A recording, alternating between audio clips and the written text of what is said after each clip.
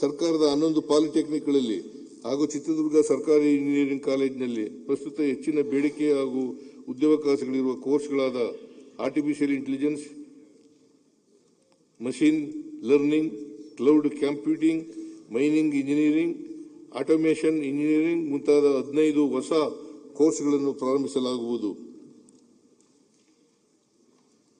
Anita Borg India ಹಾಗೂ ರಾಜ್ಯ ಸರ್ಕಾರದ ಪಾಲುದಾರಿಕೆಯಿಂದ ವೃತ್ತಿಜೀವನದ ಆರಂಭಿಕ ಹಂತದಲ್ಲಿರುವ ವಿಜ್ಞಾನ, ತಾಂತ್ರಿಕ, ಗಣಿತ ಮತ್ತು ಇಂಜಿನಿಯರಿಂಗ್ ವಿಭಾಗಗಳಲ್ಲಿ ಆಯ್ದ 3,000 ಮಹಿಳಾ ಪದವೀಧರರಿಗೆ ಕೌಶಲ್ಯಾಭಿವೃದ್ಧಿ ವೃತ್ತಿ ತರಬೇತಿಗಳನ್ನು ಒಟ್ಟು 13.50 ಕೋಟಿ ರು ವೆಚ್ಚದಲ್ಲಿ ಜಾರಿಗೊಳಿಸಲಾಗುವುದು. ವಿಶ್ವೇಶ್ವರಯ್ಯ ಇಂಜಿನಿಯರಿಂಗ್ ಕಾಲೇಜು ವಿಶ್ವವಿದ್ಯಾನಿಲಯವನ್ನು ಐಐಟಿ ಮಾದರಿಯಲ್ಲಿ 500 ಕೋಟಿ ರು ವೆಚ್ಚದಲ್ಲಿ ಅಭಿವೃದ್ಧಿಪಡಿಸಲು ರಾಜ್ಯ ಸರ್ಕಾರದ ವತಿಯಿಂದ ಈಗಾಗಲೇ 100 ಕೋಟಿ ರುಗಳನ್ನು ಒದಗಿಸಲಾಗಿದೆ. ಪ್ರಸಕ್ತ ವರ್ಷದಲ್ಲಿಯೂ 100 ಕೋಟಿ ರುಗಳನ್ನು ಒದಗಿಸಲಾಗುವುದು.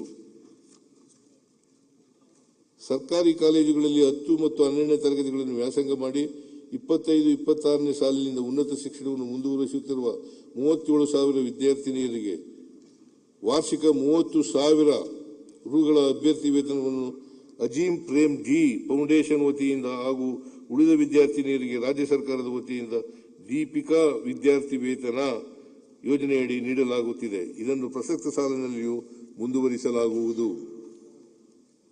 ಸರ್ಕಾರಿ ಪ್ರಥಮ ದರ್ಜೆ ಕಾಲೇಜು, ಪಾಲಿಟೆಕ್ನಿಕ್ ಹಾಗೂ ಇಂಜಿನಿಯರಿಂಗ್ ಕಾಲೇಜುಗಳಲ್ಲಿ ಕಾರ್ಯನಿರ್ವಹಿಸುತ್ತಿರುವ ಮಹಿಳಾ ಅತಿಥಿ ಉಪನ್ಯಾಸಕರಿಗೆ 90 ದಿನಗಳ ಮಾತೃತ್ವ ರಜೆಯ ಸೌಲಭ್ಯವನ್ನು ಮುಂದಿನ ಶೈಕ್ಷಣಿಕ ಸಾಲಿನಿಂದ ಜಾರಿಗೊಳಿಸಲಾಗುವುದು. ಸರ್ಕಾರಿ ಚಲನಚಿತ್ರ ಮತ್ತು ದೂರದರ್ಶನ ಸಂಸ್ಥೆ ಹೆಸರುಘಟ್ಟ ಇಲ್ಲಿ ನಡೆಸಲಾಗುತ್ತಿರುವ ಸೌಂಡ್ ರೆಕಾರ್ಡಿಂಗ್ ಮತ್ತು ಇಂಜಿನಿಯರಿಂಗ್ ಹಾಗೂ ಸಿನಿಮಾಟೋಗ್ರಫಿ ಕೋರ್ಸ್ಗಳಿಗೆ ಅಗತ್ಯವಿರುವ ಆಧುನಿಕ ಉಪಕರಣಗಳನ್ನು ಒದಗಿಸಲಾಗುವುದು. ರಾಜ್ಯದ ಎಲ್ಲ ಸರ್ಕಾರಿ, ಖಾಸಗಿ ಮತ್ತು ಡೀಮ್ಡ್ ವಿಶ್ವವಿದ್ಯಾಲಯಗಳಲ್ಲಿ ಜಾತಿಯ ಆಧಾರದ ಮೇಲೆ ವಿದ್ಯಾರ್ಥಿಗಳ ಮೇಲೆ ನಡೆಯುವ ಶೈಕ್ಷಣಿಕ ಮತ್ತು ಸಾಮಾಜಿಕ ದೌರ್ಜನ್ಯವನ್ನು ನಿಲ್ಲಿಸಲು ರೋಹಿತ್ ವೇಮುಲಾ ಕಾಯ್ದೆಯನ್ನು ಜಾರಿಗೆ ತರಲಾಗುವುದು. ವಿದ್ಯಾರ್ಥಿಗಳಲ್ಲಿ ನಾಯಕತ್ವ,